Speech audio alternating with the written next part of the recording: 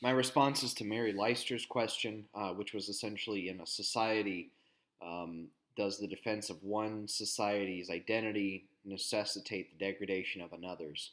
And I think that to start off, we kind of have to figure out exactly what we're talking about. Are we talking about a nation state? Are we talking about regional things? Because I think that geopolitically, um, if I'm understanding your question right, the fact that there's a state of Germany doesn't necessarily impinge upon the rights and sovereignty of Morocco or South Africa or something.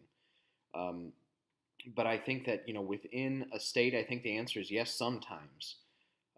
For instance, we've got in Arizona, roughly I think about a third of our land is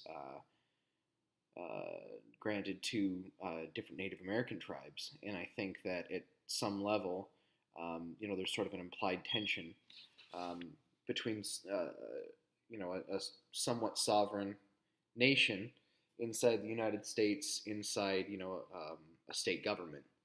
Um, and I think that push comes to shove, I'd say that some people would kind of agree that there's a bit of animosity there.